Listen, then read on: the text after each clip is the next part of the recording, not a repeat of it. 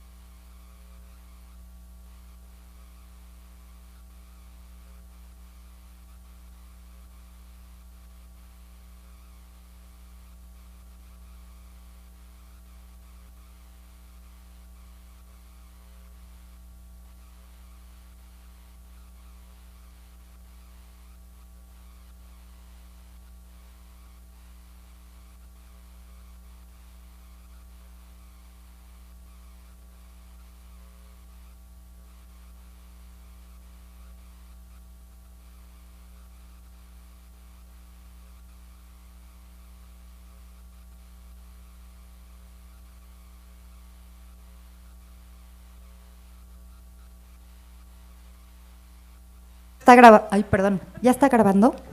Sí. Disculpa. Bueno. Muy buenas tardes a todas y todos. Muchas gracias por estar aquí. De verdad que es un gusto reunirnos para celebrar una tarde de poesía y música en el marco de las recientes fiestas judías mayores, en especial el Rosh Hashanah y Yom Kippur en este 2025, en el que también se ha logrado una paz, aunque muy inestable e imperfecta, entre Israel y Gaza, en la que se han devuelto a la mayoría de los rehenes, y por eso pues nos congratulamos de eso con la comunidad judía. Nos complace presentar el poemario Salmos a Birobidzhan y una conversación en Jerusalén del autor heterónimo José Vetter, por lo que agradecemos la presencia de Mano Falsa Editorial y su director Miguel Coletti, así como de la doctora Elisa Mizrahi, aquí presente, la doctora Tania Favela y por supuesto nuestro director divisional, el doctor Joseba Buch, quienes presentarán la obra en breves momentos. El doctor Buch no sabe nada de este libro, no, la verdad lo invitamos y él lo leyó, pero no le hemos explicado por qué. Es un gusto presentar un poemario que recoge una tradición hasta cierto punto olvidada para la conciencia del pueblo judío, respecto a una patria alternativa en el imaginario de los judíos rusos, ucranianos y de Europa Oriental de perfil bundista, socialista, tolstoyanos, como dice el autor, o en términos generales de orientación izquierdista, llamada Birobidzhan. En ese imaginario poético construido por el propio José Vetter, pero también por Clara Vetter y otros grandes poetas judíos, confluyen rutas de resistencia diversa que se reparten entre España, Latinoamérica e Israel, donde se mueve la posibilidad de identidades no idénticas llevadas por el ánimo de un exilio hospitalario. Tendremos también un concierto a las 18 horas con el grupo Sefarad, que está aquí ya preparado. No se vayan, de verdad que es un grupo maravilloso. Está aquí Elías Fasja, su director artístico, y también actor del espectáculo, y de verdad que es una belleza. Así que los invitamos a quedarse. Agradecemos también al Departamento de Publicaciones, que está aquí afuera para vender los libros de la colección de cultura judaica, también invitadísimos a conocerla. Y bueno, pues decir que hoy más que nunca, en tiempos donde todos los esfuerzos humanos parecen a veces absurdos, es importante reconstruir la memoria, avivar los sentidos y la conciencia mediante el arte y la poesía, por más absurdo que parezca. Presento ahora a los participantes, no me alargaré mucho. Miguel Coletti,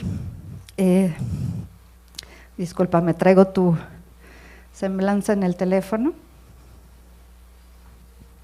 ¿No? Disculpa. Aquí está.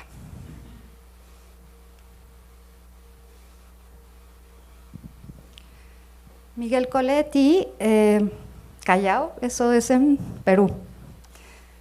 Es magíster en lingüística por la Universidad Mayor de San Marcos, con una tesis sobre discursos mochicas.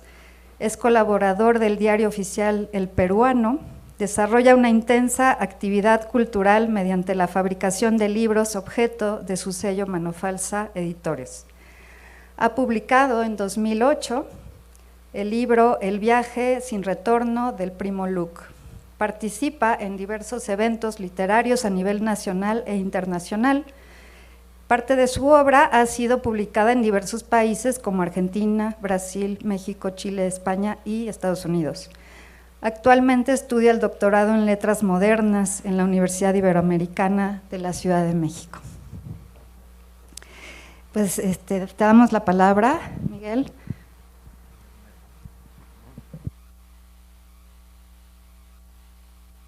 Bueno. La jefa Tania que hable yo primero. Igual él puede hablar de su editorial, o sea, no sé qué. Ok, habla de tu editorial. Bueno, habla tú primero. Ya te explicas el libro. Ok, vale. ¿O quieren que los presente todos y ya empezamos el diálogo? Pues como quieras, ¿tú prefieres hablar primero? Sí. Habla tú, venga, sí, sale. Voy a hablar del libro. Sí, no hace falta tanto. Dale, gracias. Sí, hola. A ver. Buenas tardes con todos y todas.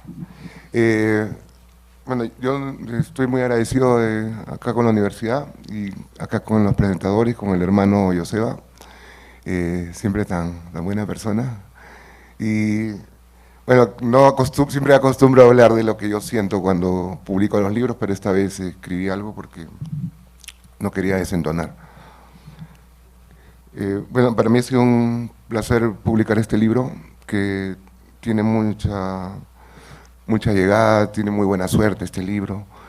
Ha salido de México con muy buena aceptación, hemos estado en Perú y lo presentamos.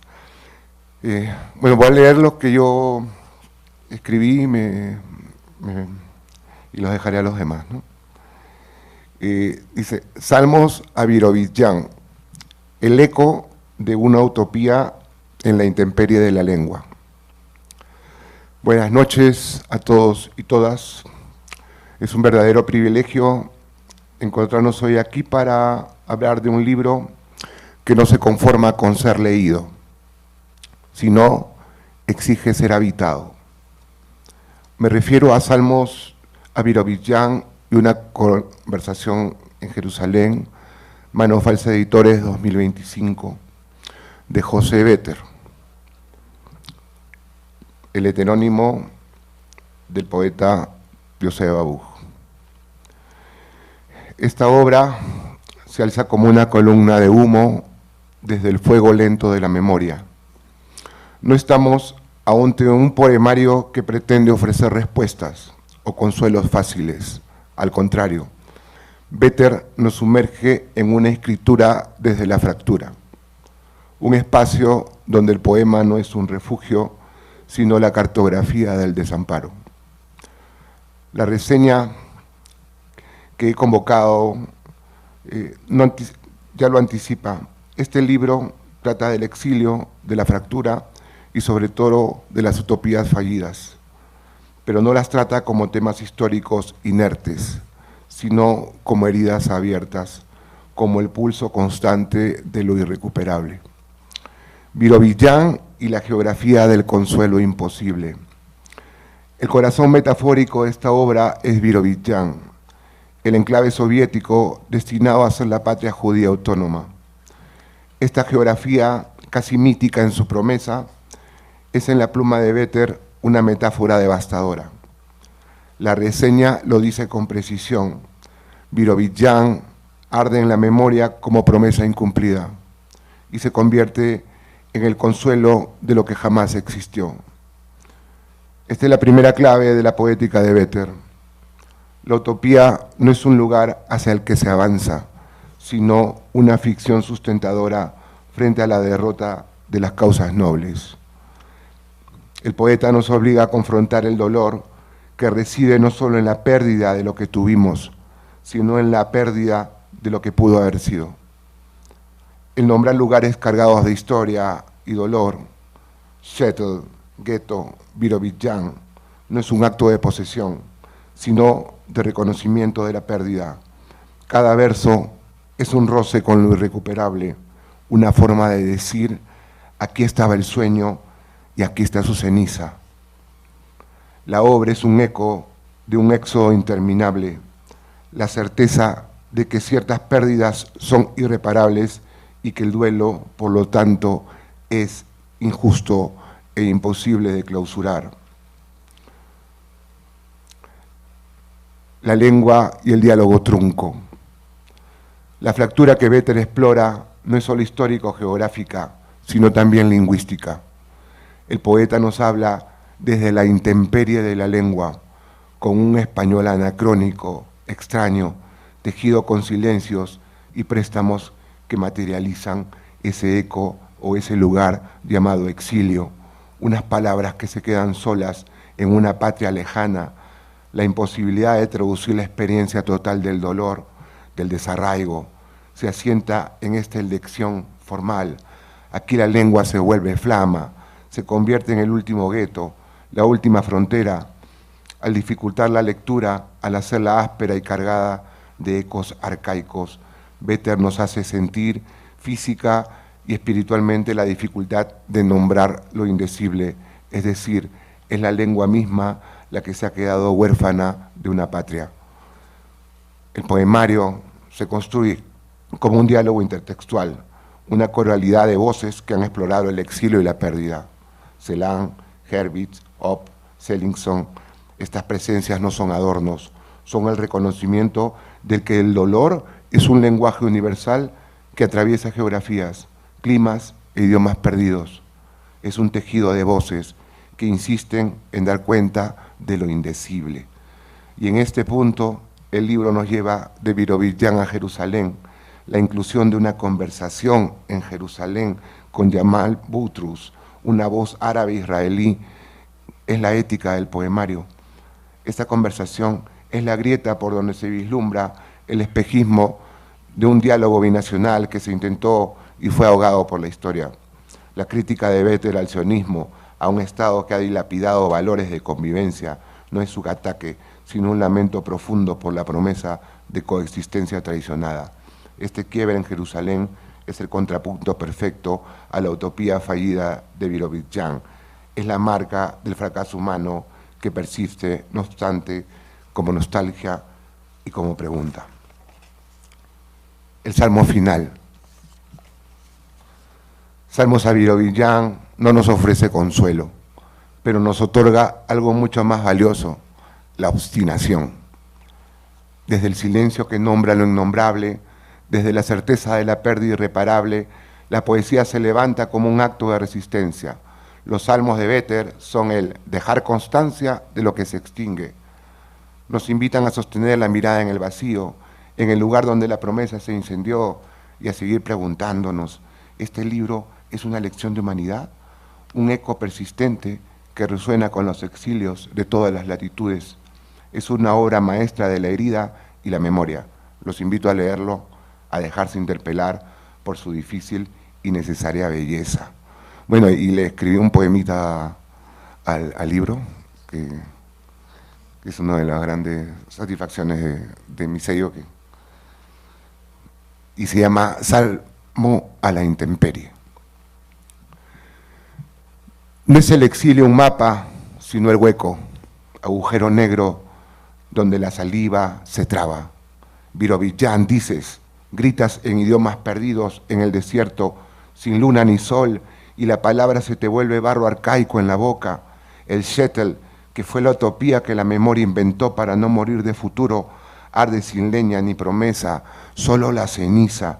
No hay patria en la lengua, solo un decir extraño, un español de nadie que carga los trastos del silencio y los nombres que se habitarán.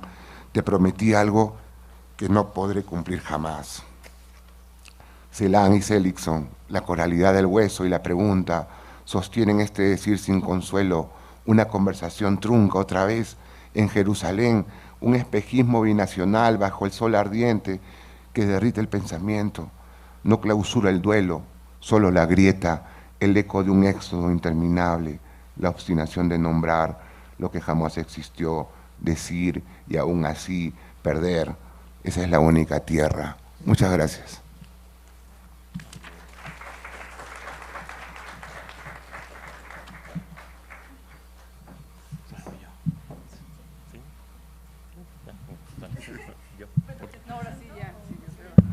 No hace falta que me presentes, ¿no? No creo. No creo que me conocen. Sí. Ok. Bueno, digo, sí, esa es una buena pregunta y me da mucho gusto ver a los que están aquí. Digo, es un espacio muy grande y probablemente si hubiera dicho que yo tengo algo que ver con este libro, ahora estaría muy llena este espacio, ¿no? Pero, pues justo eso es lo que trataba de evitar, ¿no? Porque, digo, sería como luego algunos compadres que van a misa, ¿no? Para quedar bien, ¿no? Y pues no es el caso, ¿no? Entonces me da mucho gusto estar rodeado de gente que quiero y no de la gente que me aprecia por el puesto que ocupo, ¿sí? Entonces eso lo quiero decir, nada más empezar, ¿no?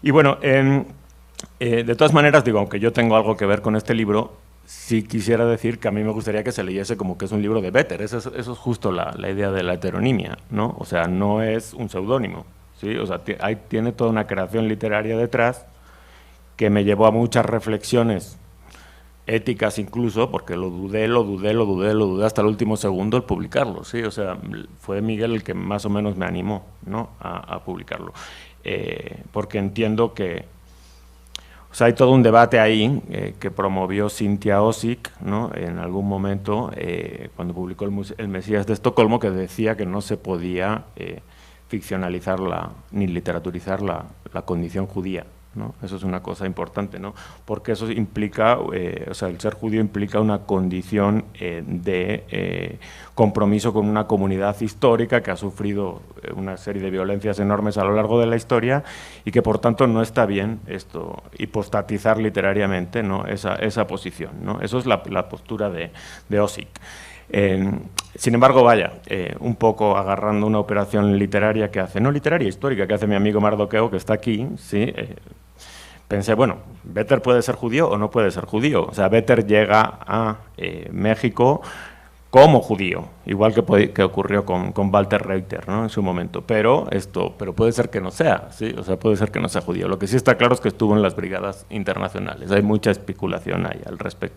Entonces así como que zafé un poco, ¿no? De esa operación como de hipostatización e impostura, ¿no? de la condición judía, justo para llamar la atención sobre algo que a mí me había interesado desde que era niño, por el tema de que o sea, mi familia estuvo sí vinculada pues, a la violencia que sufrió la parte republicana en la Guerra Civil Española y al hecho de haber estado en Francia como exiliados, les hizo sí entrar en contacto con la comunidad judía y entender que la comunidad judía estaba particularmente vinculada a la resistencia antifascista, ¿no? Entonces, para mí ahí se empezó a crear una especie de imaginario que curiosamente reivindica algo que es un poco ajeno incluso a la comunidad judía de hoy día, que tiene que ver con un imaginario idista, laico y socialista, ¿no? Cuando más bien la comunidad judía hoy día pues, es más bien nacionalista, hebraísta y bastante religiosa, ¿no? en muchos lados, ¿no? Entonces, en algún sentido,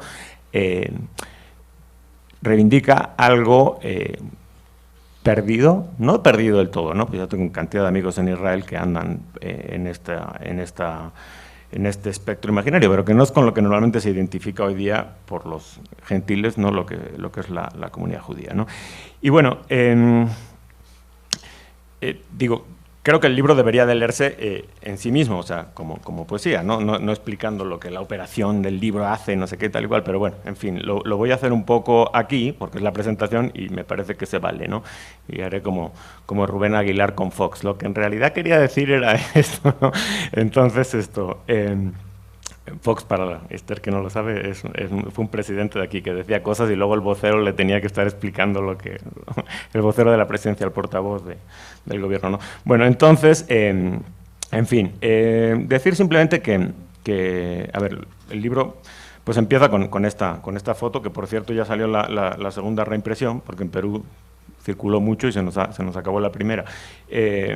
Empieza con esta foto, ya que es ligeramente distinta, esta segunda reimpresión, porque tiene una página negra en vez de una blanca y el color varía un poco, ¿no? Que es el que se va a vender aquí ahora. Miguel ya luego dirá el precio. Eso no me toca a mí. Ok. Entonces, bueno, empieza con esta foto que efectivamente es una foto de Birobidzhan, ¿no? Como es ahora, ¿sí? O sea, Birobidzhan existe. ¿Sí? Es un oblast, que es un territorio, ¿no?, autónomo en la Federación Rusa hoy día, ¿no? Y que se creó en su momento, pasado 1928, un poco a la zaga de las políticas de Lenin, ¿sí?, que tenía esta idea de la liberación internacionalista y que las naciones tenían derecho a tener su propia tierra. Claro, Lenin se muere y el que lo crea es Stalin, ¿sí? Pero vaya, tenía que ver más bien con el ideario leninista, porque como saben, Stalin pues acabó siendo un enorme represor, incluso de aquellos que habían defendido Birobidzhan, y a pesar de ser el georgiano, no tuvo ningún tipo de interés por las naciones distintas que había cohabitando en el espacio soviético, ¿no? De hecho, bueno, pues ya en los años 50, poco antes de morir Stalin, hubo una enorme represión en la que murieron muchos de los grandes defensores de este territorio como un proyecto autónomo para el pueblo judío, ¿no? Pero claro, entonces estuvo vinculados a proyectos abiertamente marxistas-leninistas en su momento, o sea, es decir, era un proyecto judío, pero pues laico, idista, ¿no?, y socialista, quizá no tanto bundista y anarquista, ¿no?, más bien marxista-leninista, ¿no? Y claro, de lo que habla, o sea, yo creo que la metáfora de Birobidzhan es la de un tiempo y un espacio perdido, ¿no? O sea, algo que, porque hoy día existe efectivamente, pero bueno, pues no tiene prácticamente presencia judía, ¿no?, porque pues, los judíos pasaron por grandes represiones en la Unión Soviética y bueno, pues como proyecto no fue viable, aunque sí conserva el imaginario y se supone que el yiddish es la lengua original, ¿no? Pero creo que hay una población muy chiquita de la corriente ultraortodoxa Chabad-Lubavitch, pero no hay prácticamente presencia judía hoy día, ¿no?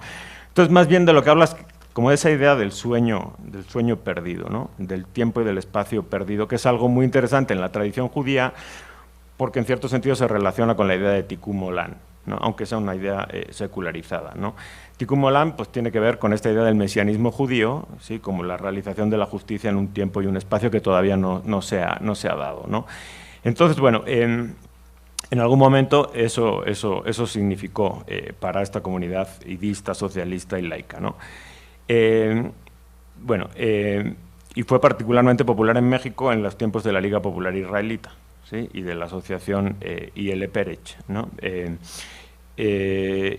También fue una época en la que la misma gente que estaba en la Liga Popular Israelita estaba militando a favor de la Guerra Civil Española, ¿no?, publicando poemarios, recaudando dinero. Jacobo Blanch, que sale en este libro citado, pues fue uno de los que sacó un poemario que se llama Banderas Ensangrentadas, creo, que financió, ¿no?, la ayuda a las brigadas internacionales y de la Segunda República, ¿no? Pero, en fin, o sea, lo que intenta visibilizar entonces es esta idea de índice de inhumanidad de lo humano que ha sufrido el pueblo judío, ¿no?, y esa idea, como de lo que decía Miguel, de la intemperie, ¿no?, de la vulnerabilidad, ¿no?, a lo largo, ¿no?, de siglos, ¿no? Y en el que se pueden hermanar pues la idea de todos los perseguidos de la historia, ¿no? Algo que es muy paradójico en la actualidad, ¿no?, y que yo creía que era importante traer a colación, ¿no?, por cómo se ha ido ubicando el tema de la judeidad en el presente, recordar un poco eso, ¿no?, todas las violencias que sufrió esta condición, ¿no?, yo diría, porque ni etnia ni religión exactamente, ¿no? Bueno, esto es lo primero que sale. Después está el retrato de Béter, ¿no?, que aparece aquí, que se supone que lo pinta Carlos Cohen, ¿no? Y que es otro brigadista internacional y que nos da algunas pistas luego con los prólogos que se van haciendo de quién puede ser Vetter, ¿no? Y bueno, pues se conjeturan algunas cosas, ¿no? Parece que nace en un shtetl, ¿sí? Ucraniano, parece, ¿sí? Y bueno, luego está en algún tiempo en algún puerto importante industrial, ¿no? Que puede ser Odessa, ¿no? Desde luego perseguido, parece que emigra a España, ¿no? Y pelea en la Guerra Civil Española como brigadista, ¿no? Y bueno, camuflado de refugiado español, llega a México, ¿no? Y milita en la LPI, o sea, en la Liga Popular Israelita y en la Asociación ILPRECH, y trabaja como librero probablemente en México. Y no se sabe si es judío o no, o sea, no se sabe si es judío o no, porque hay varias conjeturas ahí que incluyen a mi amigo Mardoqueo, a Angelina Muñiz Uberman, porque efectivamente tiene un lenguaje que diríamos que no es de ahora, ¿sí? Por eso tiene que ser leído como Vetter, o sea, si me hubieran invitado a lo de Poex, yo no podría haber estado ahí, porque no es una literatura de ahora. Me decía Tania, fírmame el libro. Yo le digo, no te lo puedo firmar porque Vetter lleva muerto 50 años, ¿sí? Se debió morir después de la guerra del Yom Kippur, ¿sí? Entonces no puede ser firmado, ¿no? Entonces, bueno, y después, bueno, probablemente pensando que no hay otra opción, ¿no? O sea, que el pueblo judío, o sea, sufre antisemitismo en algún momento, ¿no? Como es normal, ¿no? Pues, en el problema judío durante muchísimo tiempo hace aliá finalmente hacia Israel, ¿no? Y milita probablemente en el Partido Comunista de Palestina, donde conoce, con esta idea del proyecto binacional, a Yamal Butros, ¿no? Que es este amigo árabe-israelí, y me parece interesante pensar esa categoría de árabe-israelí, ¿sí? Muy importante, ¿no? Porque parece que hoy día esa categoría pues, no existe o se ha como que agostado como proyecto, ¿no? Y bueno, por lo visto debe morir pues decepcionado, dicen, de los virajes que toma el Estado de Israel después de la guerra del Yom Kippur con la victoria electoral de Menachem Begin, ¿no? Y bueno, luego es importante pues, que en la imagen de contraportada, gracias a los buenos oficios de Miguel, aparece una menorá, ¿sí? Una menorá que está pintada por Ben Shon, ¿sí? No lo pone en ninguna parte porque obviamente nos hubiéramos metido en derechos de autor y además así gana el misterio porque encima no es exactamente el cuadro de Ben Shon, ¿no? Pero Ben Shon fue un Litvak, ¿no? que emigró a Estados Unidos y luego fue uno de los pintores del realismo, no realismo, pero como de la militancia socialista, algo equivalente a lo que pasó en México con el muralismo en Estados Unidos. Estuvo muy implicado en el New Deal, en la militancia aidista, ¿no? En la idea de las migraciones, en contra del juicio de Sacco y Vanzetti, por supuesto, con los mártires hechicos. O sea, tiene una historia bien interesante, Benson, ¿no? El gran pintor estadounidense de origen lituano. Y un libro maravilloso también sobre historia del arte, por cierto. Entonces, bueno, la menorá, bueno, por supuesto, pues está vinculada con los 7 días de la creación y con tal cual, pero también es la zarza que arde en el desierto y, por tanto, es la idea de que en un momento en el que la institución más importante para generar trabajo en la antigüedad era la esclavitud, ¿sí? Había un pueblo que escribió la Torá, ¿no? Que habla justamente de que tiene como mito fundacional la liberación de los esclavos, ¿sí? Y eso es algo que dice todavía algo importante en el presente, ¿no? Estoy haciendo la explicación de Rubén Aguilar, ¿eh? Digo porque yo creo que el que lo lee no se entera. Luego también aparece aquí pues, la Hanukkah, ¿no?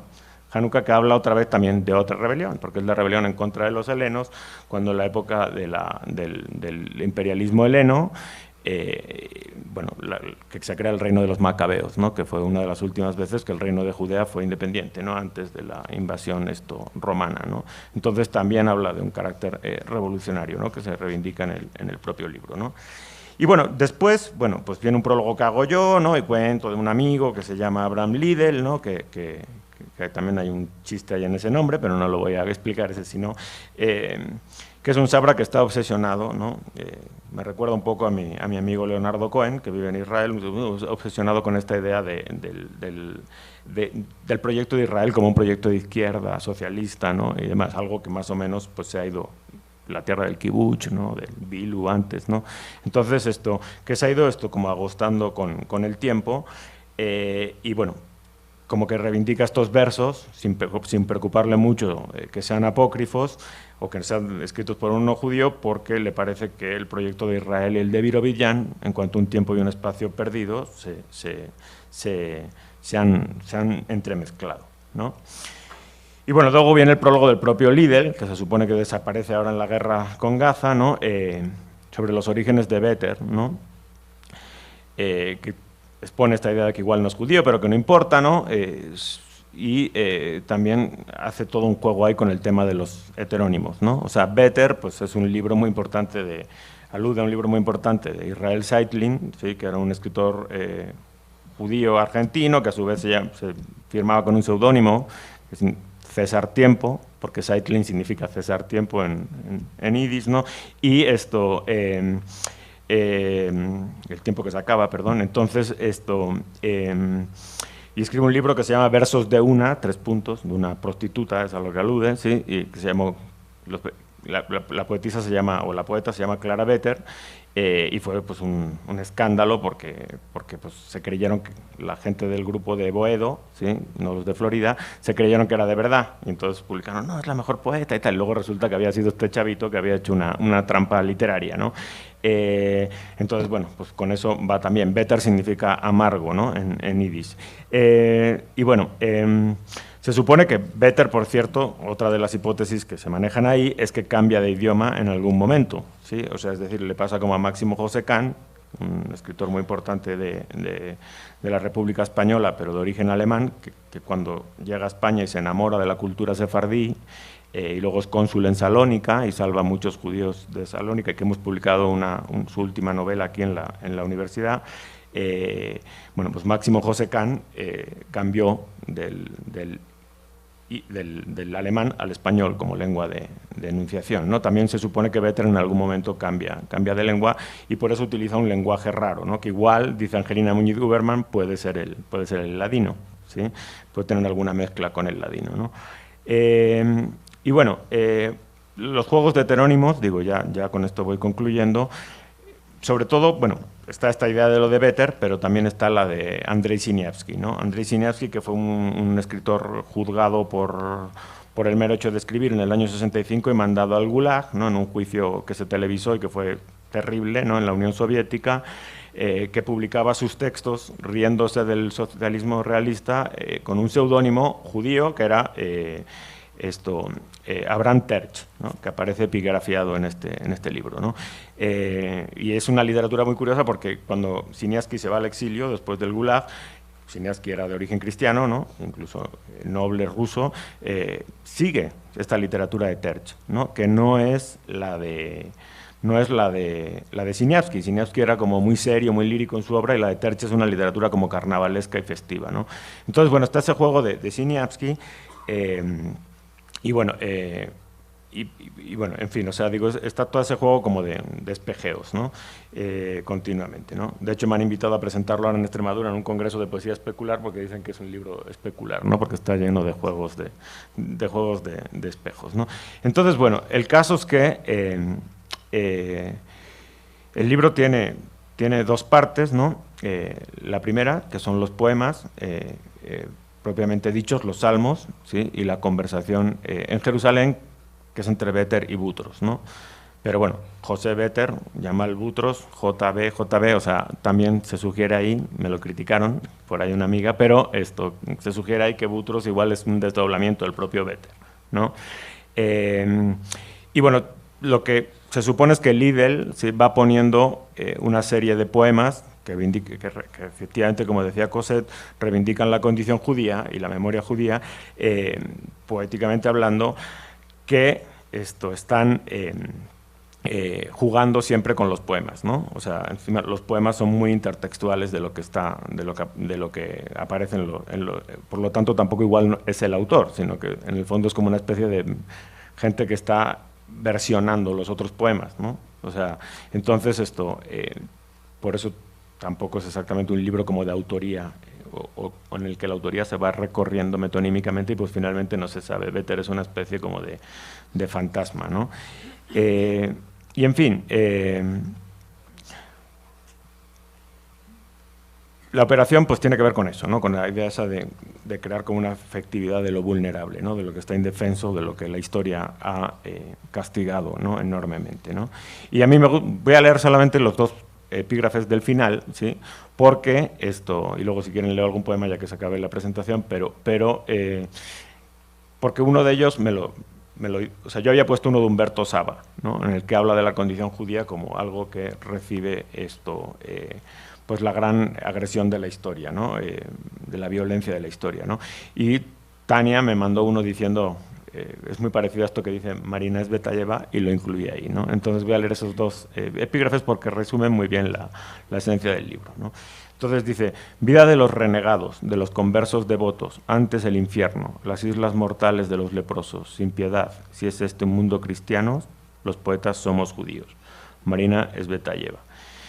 Y el de Humberto Saba, que es el que yo había seleccionado en realidad, dice: he hablado a una cabra, bañada por la lluvia, balaba, y respondí primero en broma, después porque el dolor es eterno, tiene una sola voz y no varía. En una cabra de rostro semita sentía la marca de todos los males, la queja de todas las vidas. Humberto Saba, ¿no? Y bueno, pues eso sería todo por mi parte, a ver qué dicen mis colegas. Muchas gracias.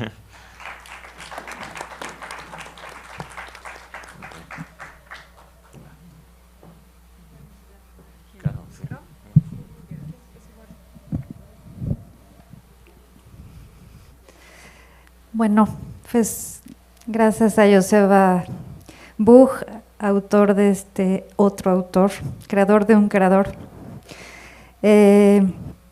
Vamos a seguir con la presentación. Vamos a presentar ahora a la doctora Tania Favela. Ella, sí, bueno, académica de aquí, muy querida, y también poeta. Adelante.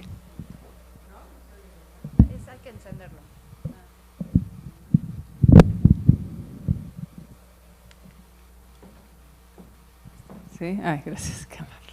Sí, bueno, yo soy Tania Favela, sí, como dice Cosette, del Departamento de Letras. Y bueno, de entrada, pues me da muchísimo gusto estar en esta presentación, ¿no? Agradezco mucho a Cosette que me haya invitado, ¿no? Tendría varias cosas que decir, ¿no? Del libro, ¿no? Voy a tratar de no repetir nada de lo que ya se dijo, porque ya se dijeron varias cosas, aunque también es un poco difícil, ¿no? De pronto no repetir, ¿no? Pero bueno, tengo un texto que iba a leer, pero voy a leer fragmentos de mi texto y voy a platicarlos también, ¿no? Es decir, no voy a leer todo mi texto, sino que voy a ir como cambalachando, ¿no? Entre lectura y plática de lo que estuve viendo en el libro de José Vetter. Que bueno, disfruté mucho, que también me enseñó mucho, ¿no? Es un libro que me puso a investigar, ¿no? A muchos de los autores y autoras que se citan en este libro, algunos no los conocía, otros sí, ¿no? Entonces me puse a investigar y bueno, eso fue también como muy interesante, o sea, me pareció muy interesante ver como todo el armado que hay detrás de este libro, ¿no? En el sentido de la composición del libro, ¿no? O sea, me parece que hay, ¿no?, una concepción, voy a tener que decir de Joseba, ni modo, de Joseba Buch, porque es la concepción de Joseba, ¿no? De cómo armar un libro, ¿no? Entonces, empiezo con esa idea, aquí sí voy a leer, ¿no? Bueno, digo, en esta lectura quiero detenerme en la estructura que sustenta Salmos a Birobidzhan y una conversación en Jerusalén de José Vetter, heterónimo, como ya se dijo, de Joseba Buch. El primer concepto que me viene a la cabeza es el de forma moral, que tomo prestado de la poeta española Olvido García Valdés. Buch, para poder decir lo que le es necesario y urgente decir, acude a una estrategia formal, a la del montaje, al poner a dialogar mediante los 52 epígrafes que va insertando a lo largo del libro, su voz con otras muchas voces, poetas de distintas geografías tejen un mismo textil en el que sus frases se entreveran, se encuentran y acompañan. Este diálogo entre voces tiene su contrapunto en los poemas de José Vetter, que van trazando una dirección, o mejor dicho, un tono, en el que el dolor, el exilio, la derrota, la nostalgia, pero también la resistencia y la utopía apuntan como flechas bifrontes hacia un pasado y un futuro posible. Aquí veo el primer acierto del libro. En palabras de Frederick Jameson, y lo cito, en ausencia de contenido fiable, solo la forma puede estar a la altura de las circunstancias. Es decir, solo la forma puede mostrar con precisión crítica lo que los innumerables discursos que nos envuelven no atinan a decir. Y esto me parecía como muy interesante, ¿no? Es decir, una manera de decir sin decir, ¿no? Pero un decir muy fuerte, ¿no? Y creo que una forma de decir es justamente desde una estructura, ¿no? Entonces es muy impresionante, ¿no? O a mí me pareció muy interesante ese contrapunto, ¿no? Entre todos estos epígrafes, ¿no? Todas estas voces, ¿no? Tan distintas, pero al mismo tiempo tan similares, ¿no? De alguna forma, ¿no? Es decir, esa especie de coro, ¿no? Como decía por ahí Ceci Sandoval en su hermosa reseña, ¿no? Y el contrapunto también de esta lengua de Vetter, ¿no? Que va como transcurriendo y dando un contorno, ¿no? Entonces me parecía como que en ese sentido, bueno, ya me pareció como muy interesante, ¿no? La propuesta formal, estructural del libro, ¿no? Como parte de esta estrategia de Buch, ¿no? Está también el concepto de ficción que subyace del libro, ¿no? Del que ya habló Joseba, ¿no? Pero que a mí me gustaría pensarlo desde la definición de Juan José Saer, ¿no? Un narrador argentino que además sé que le gusta a Joseba, ¿no?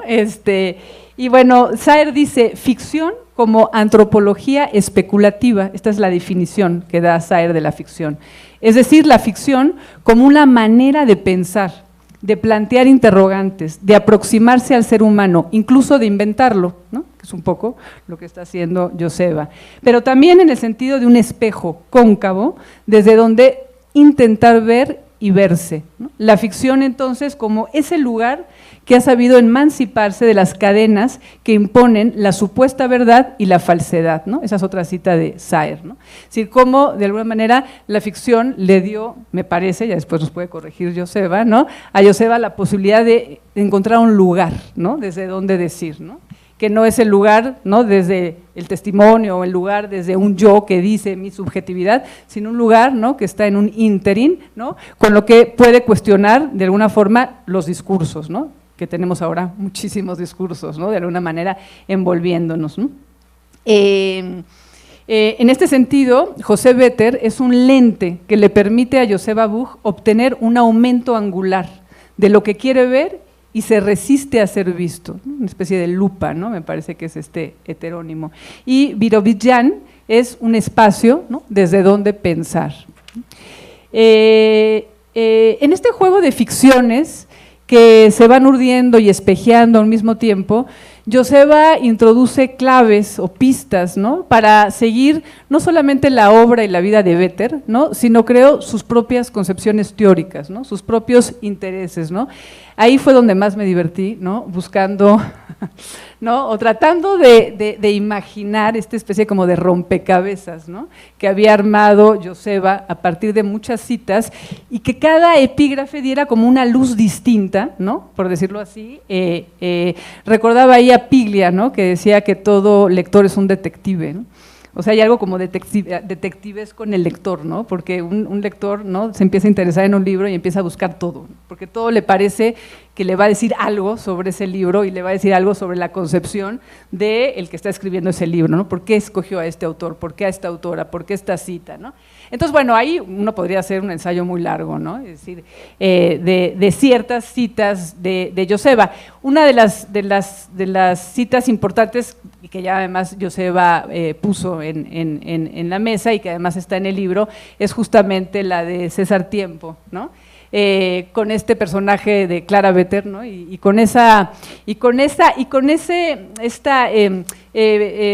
César Tiempo o Israel Seitlin, o no sé cómo se pronuncie, ¿no? Dice que esta frase, un poeta, para ser un verdadero poeta, no debe componer discursos en verso, sino inventar ficciones, que es el primer epígrafe con el que abre el libro, ¿no?, de Béter, que está además de alguna manera de forma muy borgiana, ¿no?, de alguna manera está dado a Terrés, ¿no? Sí, ¿no? Sí, entonces, bueno, tú lo lees y dices no. Pero bueno, resulta que esta frase está en boca de Sócrates, en realidad, en los diálogos de Platón, ¿no? Y que es César Tiempo el que la toma, ¿no?, como una idea, como un pretexto para inventar, ¿no?, a Clara Béter. Pero que de alguna manera pues también nos pone ya desde el inicio la clave para pensar desde dónde está escribiendo Joseba, ¿no? O sea, Joseba siempre ha tenido problemas en decir si es poeta o no es poeta, ¿no? Aquí ya… Aquí ya de alguna manera se resuelve, ¿no?, el misterio de que sí lo es, ¿no? Pero de alguna manera él mismo quiere como decir, ok, sí, pero desde este lugar, ¿no? O sea, ¿desde dónde me enmarco, ¿no? Entonces, bueno, eso me parece interesante, ¿no? Y bueno, también me parece interesante el hecho de que haya citado, ¿no?, esos versos de una, ¿no?, prostituta, ¿no? Y a la misma Clara Béter también, ¿no?, están ahí también esos versos como epígrafes, por lo que decía Joseba de Boedo y la revista socialista Claridad, ¿no?, que de alguna manera pues tienen que ver también con los intereses de Joseba, ¿no? Es decir, por aquí, ¿no?, puse una cita de Álvaro Yunque que dice: los de Boedo no quieren cambiar a la literatura, sino a toda la sociedad, ¿no? Es decir, el grupo Boedo, como ustedes saben, apostaba, ¿no?, por darle voz a los desposeídos, ¿no?, a los obreros, a los marginados, ¿no?, en contra del grupo Florida, ¿no?, que era, según ellos, los niños bien, vamos a defenderlo así, ¿no?, los niños, ¿no?, y los más europeizantes y lo que supuestamente no tenía ninguna intención política, ¿no? Todo esto también es demasiado maniqueo y tampoco es tan real como tal. O sea, creo que Joseba hace una especie de mezcla Boedo-Florida, ¿no? Porque una fusión interesante, ¿no? Porque por un lado, pues sí está justamente esta idea de lo político, la ética, ¿no?, reivindicar voces, visibilizar voces, eso está, y es una parte sustancial, de alguna manera, del libro de Béter. Pero por otro lado, pues hay un juego, ¿no?, muy interesante que nos llevaría a pensar más en Florida, ¿no?, nos lleva a pensar más en un Macedonio, en un Borges, ¿no?, es decir, en este tipo de escritores, ¿no?, que piensan la literatura o la poesía también desde la forma, ¿no?, y desde las estrategias, ¿no?, no solamente desde lo que se dice, ¿no?, que creo que para Joseba, por lo que yo leí en este libro, pues es también fundamental, ¿no? Otro epígrafe que a mí me llamó la atención y que la verdad yo no conocía, es el de, y bueno, pronunciar todo lo que pone aquí Joseba en su libro es muy difícil, el de Iosl Rakover habla a Dios, que buscando, porque yo no conocía ese texto, ¿no?, me encontré que fue en 1946 que el Diario Israelita de Buenos Aires publica este libro, que es un breve texto de ficción de Zvi Kolitz, un escritor judío, ¿no? Y bueno, ahí también hay toda una cosa muy interesante y me pareció interesante que Joseba lo pusiera, por eso digo que tendríamos que revisar todos los epígrafes y bueno, es un poco cansado, pero es muy divertido también para ver, ¿no? Porque en este caso, a lo largo de los años se borra de alguna manera, por el periplio propio del texto, se borra el autor y da la sensación que es un testimonio real, ¿no?, el mensaje de un combatiente del gueto de Varsovia, ¿no?, encontrar una botella, ¿no? Entonces, bueno, a lo largo del tiempo la gente empieza a pensar que realmente es un testimonio, ¿no?, y que no es un texto de ficción, ¿no? Y bueno, me llamó la atención que hay un texto de Emmanuel Levinas, ¿no?, que habla precisamente de ese texto o a partir de ese texto, ¿no? Y un poco lo que dice me interesó porque pensé, bueno, Joseba está quizás también pensando desde ahí, ¿no? O sea, Levinas dice, habla de ese, dice, bueno, no importa, ¿no?, si es un testimonio real, ¿no?, o si es un texto de ficción, eso no importa, ¿no? Es decir, este es un texto verdadero, ¿no? Entonces le da esta, además que dice que es un salmo moderno, ¿no? Entonces, bueno, ahí están los salmos también, ¿no? O sea, no sé, seguramente hay vínculos ahí, ¿no?, detrás de esta red que está armando Joseba, ¿no? Y bueno, cuando Levinas habla de un texto verdadero, no se está refiriendo evidentemente a una verdad objetiva o fáctica, ¿no?, sino una especie como de golpe de realidad, ¿no? O sea, cuando uno lee un texto, no importa si es ficción o no, pero hay un golpe de realidad, ¿no? Ese es el efecto que de alguna manera produce este texto para Levinas, ¿no? Entonces, bueno, por aquí ahora sí leo, dice: lo mismo sucede Dice, tomando ambos casos, el de César Tiempo y el de Zvi Holitz, queda claro que el protagonista de ambos libros es el texto y que desde ahí subyace una verdad, ¿no? Lo mismo sucede, en mi opinión, en los Salmos de Birobidzhan y Una conversación en Jerusalén. Los múltiples espejos, las distintas estrategias ficcionales que se entrecruzan en este libro, están ahí para mostrar la intimidad y la distancia que distinguen la voz de José Vetter. Y lo que es más importante aún, su resonancia en tantas otras voces. Entonces, más allá de si es el autor, si es un heterónimo, si es ficción, si es, no importa, ¿no? Lo importante es lo que está ahí como texto, ¿no? Y bueno, hay otro elemento que también me interesó, ¿no? Dice, del entrecruzamiento de las voces en el libro emergen fundamentalmente dos registros, el de la plegaria, estamos hablando de salmos, pero también el de la poesía civil. La plegaria viene como lamento y como petición, ¿no? Pero la poesía civil también como alguien que testimonia, ¿no? Que da el testimonio sobre algo, ¿no? Esta idea también se la robé a Olvido García Valdés. Le robo muchas cosas a Olvido García Valdés, pero las digo. Ella habla de poesía civil al hablar de Ana Akhmatova, ¿no? Cuando habla de su requiem, que en este caso sí es un testimonio de alguien que vivió eso, ¿no? Es decir, ¿no? Pero que de alguna manera le da esa connotación de… Y hay una especie como de fusión, ¿no? O no de fusión, hay una especie como de cruce interesante entre lo que es una plegaria o ese testimonio de la poesía civil, ¿no? Que creo que son dos registros que va a tomar Joseba aquí, ¿no? Es decir, por un lado la plegaria, ¿no? Pero también ahí en la plegaria asoma la preocupación por lo humano, ¿no? Por el ser en exilio, por el ser expulsado. Plegaria y poesía civil entroncan entonces como posicionamientos ante la historia y sus estragos, como una manera de dar testimonio, de señalar y cuestionar al poder que condena, exilia, expulsa, etc., ya sabemos todo lo que hace el poder, ¿no? Enmarcando así al libro, ¿no? En una dimensión ética y política, ¿no?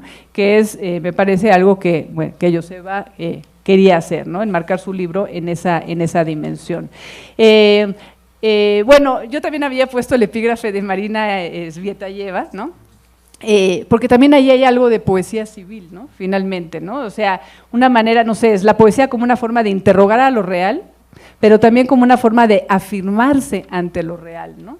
Cuando Marina Svetaeva dice, ¿no? Si es un mundo cristiano, los poetas somos judíos, ¿no? Hay una especie de afirmación, ¿no? En ese cuestionamiento, ¿no? del mundo, ¿no? Y bueno, ciertamente un poco antes, ¿no? De ese cierre, encontramos esta conversación de Jerusalén entre José Vetter y Jamal Butros, ¿no? Que como bien señala Cecilia Sandoval, porque aquí la cito en su hermosa reseña, ¿no? Que por ahí también citó Coletti, dice Ceci, ¿no? Dice, pone en el centro una grieta, ese diálogo binacional que se intentó y no se sostuvo, testimonio de que las promesas de convivencia fueron ahogadas por la historia porque persisten como nostalgia y como pregunta, ¿no? Esta es Ceci Sandoval, ¿no? Desde ambos heterónimos, porque yo también pienso que Jamal Butros es un heterónimo, ¿no? Desde ambos heterónimos, ¿no? Joseba Buch, alejándose de los profetas de lo verdadero y de los eufóricos de lo falso, ¿no? Muestra con esta conversación las fisuras de la historia, ¿no? Su cierre me hizo resonar en los oídos una frase de José Miguel Ullán, ¿no? Que cita Casado, ¿no? Que es tremenda, que dice un Kafka palestino, ¿no? ¿Por qué no, no? Entonces ese entrecruzamiento, ¿no? Y bueno, y por último, y con esto cierro, hay dos ideas, ¿no? Escribir es querer reescribir, ¿no? Eso anota, esa es una frase de Roland Barthes, ¿no? Y Elvira Hernández, la poeta chilena que tuvimos aquí, ¿no? Dice por ahí, se escribe porque se lee, ¿no? Entonces, son dos frases que me llaman la atención en relación al libro de Joseba, y termino con esto, ¿no?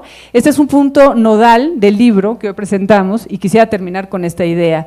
Los epígrafes que Joseba Buch introduce a lo largo del libro pueden entenderse como una cartografía de sus lecturas y como una reescritura de sus intereses. La escritura, aunque solitaria, toma sus nutrimentos de las palabras que se han leído, palabras que se alzan y empujan la propia palabra. Detrás de Joseba Buch como sedimento están sus lecturas de Primo Levi, Paul Celan, Gloria Hurwitz, Edmund Yavez, Humberto Saba, Rashid Hussein y un largo etcétera. Bueno, pues muchas felicidades, Joseba.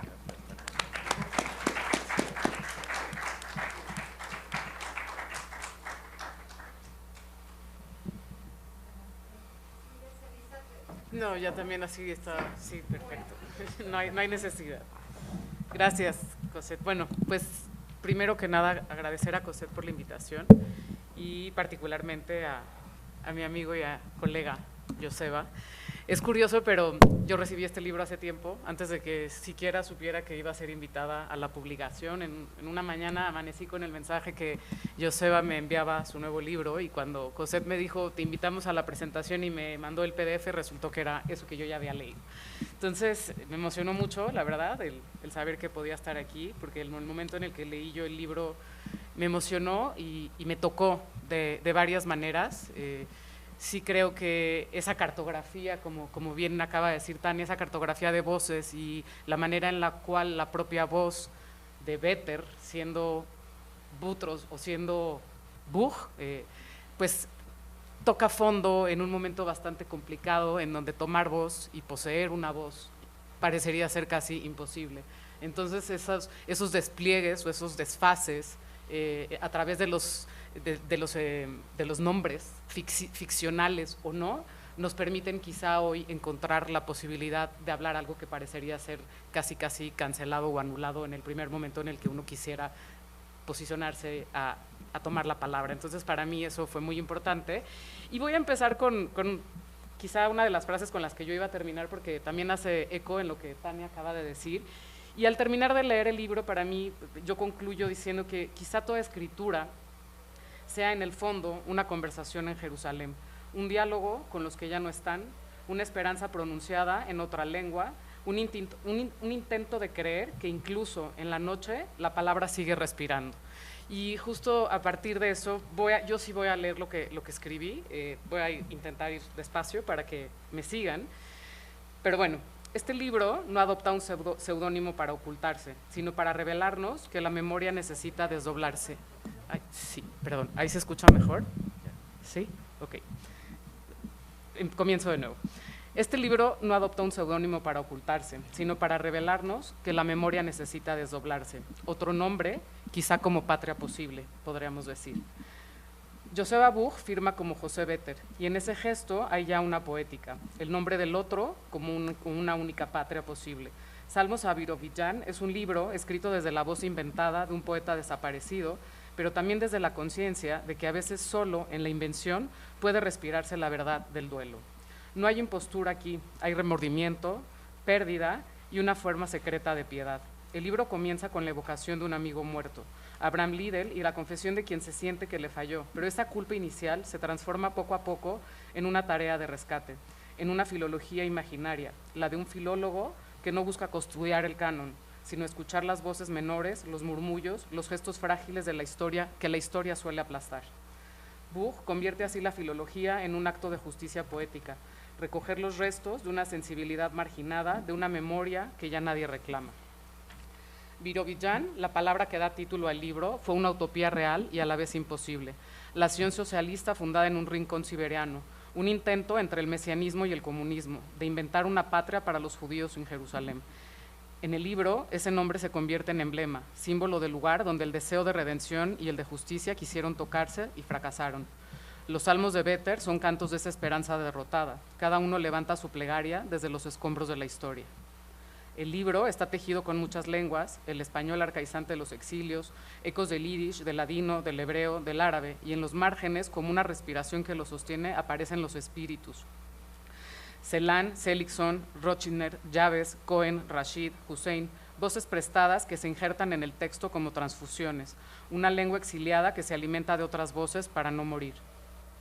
Todo lo que traiciono, esto es una cita, cuando pronuncio Shetel, no están ni estarán en la palabra Shetel.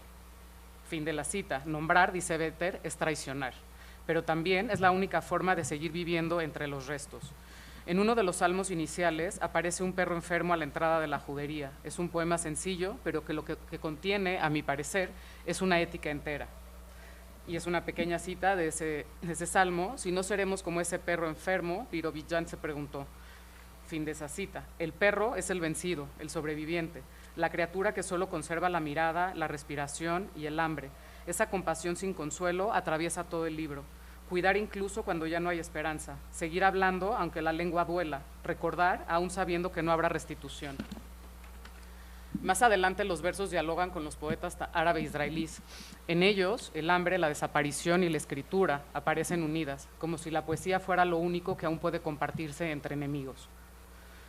Otra cita: escribes poesía cuando tienes hambre, cuando mueren tus amigos, así que solo te queda seguir escribiendo poesía, morir por la poesía. Fin de la cita. Béter hace resonar esa voz dentro de su propio libro y la transforma en súplica. Dame la tierra, Birobidzhan, dame las manos hondas de surcos roturados, y ya no más silencio y ya no más adiós. Fin de ese fragmento. Este fragmento, me parece, es el corazón afectivo del libro.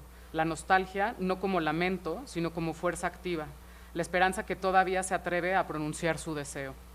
Entre los salmos 50, hay un salmo que surge con un motivo inesperado, el del sábado, el Shabbat. La niñez del mundo parecería como la promesa incumplida, el recuerdo de un tiempo en que todavía se cree en la inocencia. El sábado es infancia, es descanso y paraíso, pero también se convierte en ruina porque ya nadie puede sostener su fulgor. La vida, dice el poema, se le agota entre golpes. El sábado se vuelve calle, cansancio y cadáver. Y entonces el libro cambia de lengua y de territorio. Habla el árabe israelí, el otro, el enemigo que no lo es. En esta ocasión, Béter escribe desde el reverso de la historia, desde la conciencia de que la pureza es una trampa. Judíos, árabes, creyentes, ateos, comunistas, exiliados, todas las voces se encuentran en la misma ruina. El libro no busca reconciliar, busca hacer audible la impureza compartida. Verdades, es una cita, esas solas y auténticas verdades que son nuestras nada más. Fin de esa cita, que es para mí una declaración de fragilidad, pero también de dignidad. Aparece también ahí mismo el reclamo más directo: algún derecho a no caer tendríamos, y en este verso, que parece menor, también contiene la pregunta política del libro. Después de tanta derrota, ¿qué derecho nos queda? El derecho a seguir existiendo, a persistir pese a todo, pese a todos, pese a nosotros mismos. Esa persistencia es la única forma de fe que sobrevive aquí. Y así llegamos al último texto, una conversación en Jerusalén. Ahí Béter y su doble árabe, Jamal Butros, conversan como sombras en un lugar donde la identidad se disuelve en traducción. Me refugié, una cita, pequeña cita, me refugié en un vocablo de tinta, teniendo al libro como espacio. Fin de la cita. En esa línea que condensa toda la obra, la palabra como último refugio, la escritura como forma de respirar cuando ya no hay tierra firme. Quizá toda esa escritura sea eso, una conversación en Jerusalén, un diálogo entre lenguas heridas, un intento de creer, incluso en la noche, que la palabra entre árabes e israelíes sigue respirando. Y aunque todo se haya perdido, todavía podríamos decir Birobidzhan. Gracias.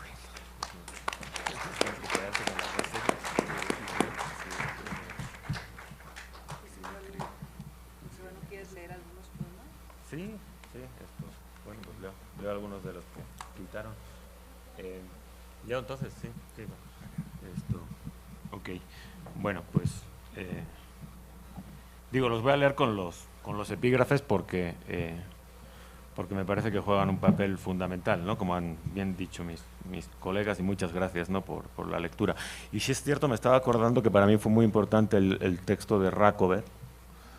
Sí, y en cierto sentido fue como origen, porque encima ese texto tiene una historia complicada, porque se publicó en un periódico Yiddish en Argentina, que luego desapareció con el atentado de la AMIA, ¿sí? Y les voy a compartir una anécdota, porque yo me puse una peda tremenda ahí en Argentina con Fernet, ¿sí? Esto por error, porque me cayó mal. Entonces, ¿te acuerdas, Cecilia? Esto me cayó mal y entonces esto me dio como una reacción alérgica, y estábamos viviendo en San Telmo, y me salí a correr porque estaba súper malo, así me salí a correr al Parque Lezama. Y me puse los cascos, y justo era el día del atentado de la AMIA, el aniversario. Y no sé por qué conecté con una radio judía, ¿sí? Y entonces empezaron a hablar de eso, y dije, y yo estaba justo leyendo lo de Levinas, ¿sí? Entonces, fue una cosa como epifánica. Y yo tenía todos estos poemas escritos, y fue una de las cosas que sí, pero bueno, en fin, más allá de la anécdota del Fernet, leo ahora algo de esto que no es tan de broma. A ver, pues bueno, el que da origen al texto, ¿sí? Fue escrito efectivamente en Jerusalén, ¿sí? Y bueno, va acompañado por unos epígrafes, el primero de Uris V. Greenberg, que dice: la tristeza de nuestra raza arde más aún que la zarza en el desierto, arde desde los días de Tito en el fuego que quemó hasta los cimientos, ¿no? Cuando empezó la Galut, ¿no? Y el otro es de Charles Resnikov, que dice: qué dificultad haya mi diaspórica vida en el hebreo, incluso en las palabras para madre, para pan y para sol, qué extranjeras todas ellas son, cuán lejos habré ido a recalar en este exilio, Sion. Charles Resnikov, que por cierto le debo la lectura a Juan, que fue quien me lo recomendó, ¿no? Y dice el poema: como la espiga erecta que al viento no claudica, Birobidzhan ha arborecido en nuestra noche calma, como el sillar enceguecido que su verdad polvosa afirma. Shabbat Shalom, mi es que es la noche que los balcones perfuma y que del precio de la soledad entiende. Noche hora alegre, hora desolada. Y a lo lejos la conmovida cantilena de un judío que como yo extranjero sabe que esta es su tierra, este es su cobijo. Entona en una lengua triste que acaso no comprende, espirales de voz cuyo infinito azoro de humillaciones primeras da noticia y trae a cuenta quién sabe qué diaspórico gueto, qué imperdonable pogromo. Sea yo tal ese judío estremecido, tengan mis versos esta noche patria, tenga mi vida aislada un pueblo y un nosotros. Shabbat Shalom, porque esta noche de refugio a quienes nunca han tenido patria. Ok, a ver, pues leo otro. El perro te gusta a ti. No sé cuál es este. Ok, eso te gusta. A ver, ¿qué está en qué página?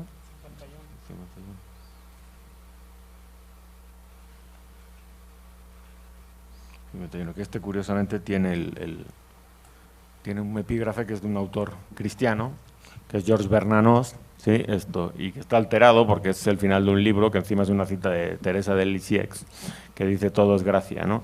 Y aquí está alterado porque es una pregunta, dice todo es gracia, así como diciendo pues hay algo incompleto en la supuesta gracia cristiana, ¿no? Eso es un poco la idea, ¿no? Que por cierto tiene que ver mucho con Bernanos porque es un autor como muy atormentado que a mí me gusta mucho, ¿no?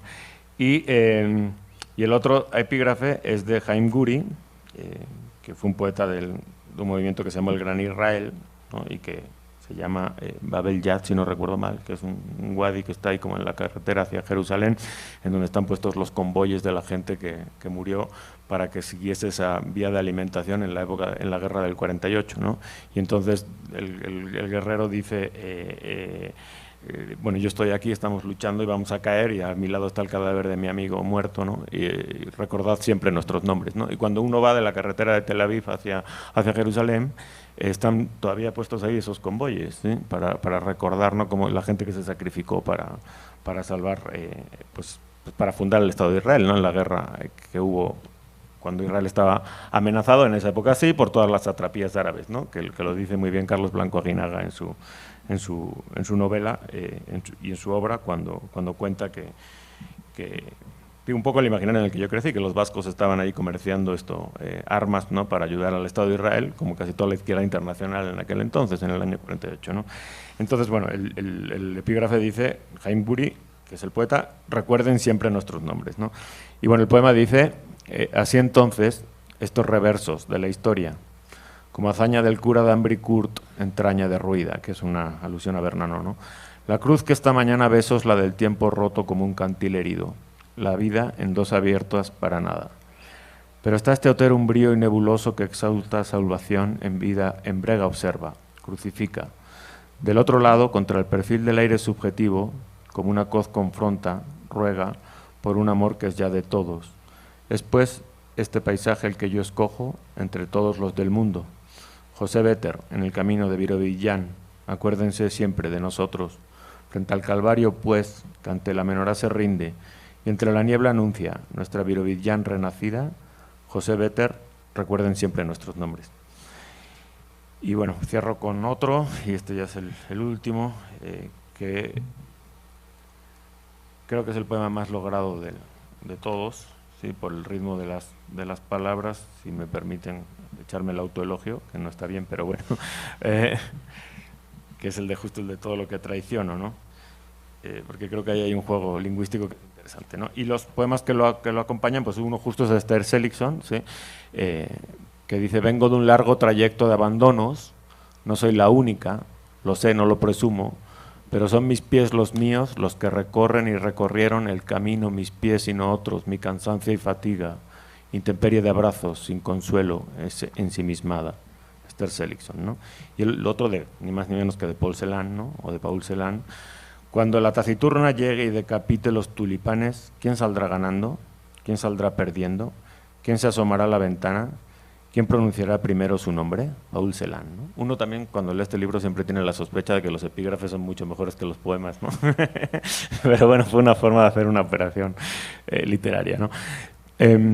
Todo lo que traiciono cuando pronuncio Stedel, nuestro Stedel, que ayunos de pesar, siendo niños, recorrimos, el preciso decir de los pastores, su ruda lengua, que apenas si entendimos, y por qué no mentar, por otra parte, el hambre crudo, que la obtusa canonjía ver no quería y sin embargo barruntaba. El balido primordial de los rediles, el denso pajonal de los chamizos, el carbón vegetal, bruno bullendo en la amarilla llama, amarilla igual que la llanada, el muerto nenúfar de la seca que las charcas invernales olvidaba, no están ni estarán en la palabra Stettel, no pasarán por ella, siento alegarlo, ni nosotros pasaremos cuando niños.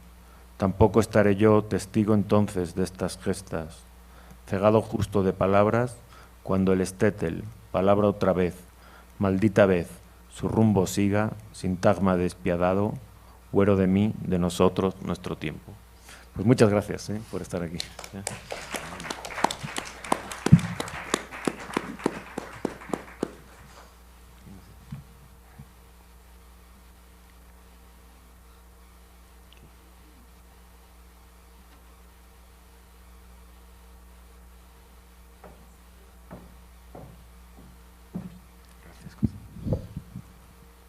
Pues un placer escucharles, de verdad que tiene muchísimas capas, cifras y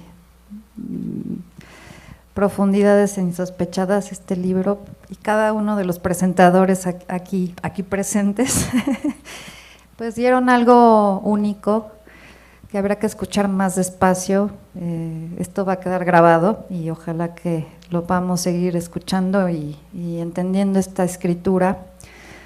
Gracias, Tania, porque le diste un contexto, bueno, muchos contextos, ¿no? Tienes una claridad increíble.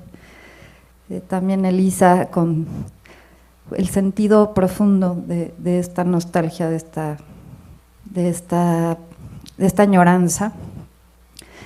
Y bueno, ni se diga, Miguel, que realmente nos diste también una visión muy poderosa de este libro. Y bueno, felicitar a Joseba, felicidades, de verdad es un libro muy bonito y muy interesante para el programa de cultura judaica, pues es ideal, digamos, ¿no? Porque envuelve los mundos sefardíes, los mundos ashkenazíes, y toda la maravilla que tiene la cultura judaica para interpretar los sentidos, los textos de los textos.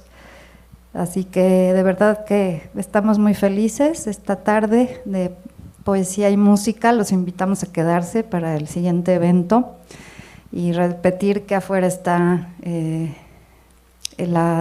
café, vinito, algunas botanas, y venta de libros que pueden también, pueden adquirir el libro con Miguel. Y pues adelante, muchísimas gracias. Mi nombre es Cosette Galindo, coordino el programa de cultura judaica y ha sido un placer tenerlos aquí.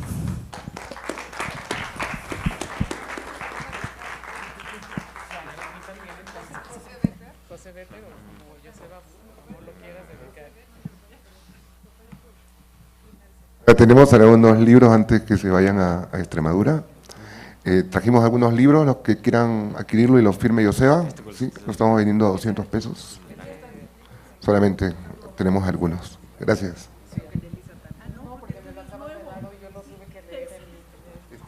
¿Está bien aquí?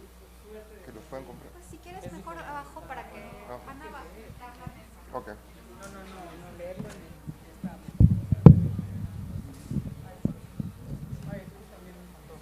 Muchas gracias, no, vaya lectura. Me tienen que dar los textos, ¿no? Me tienen que dar los textos para que se los mande a mi padre. Pero...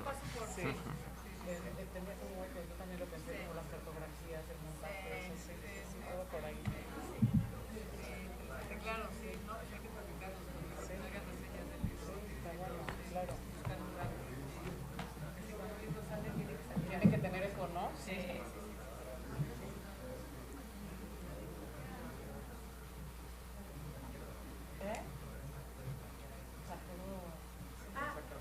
Sí, aquí afuera. Saliendo, donde está el pasillo, si te vas todo derecho, o sea, aquí vas a tener la capilla, y aquí está una pared, y ahí está el Banamex por donde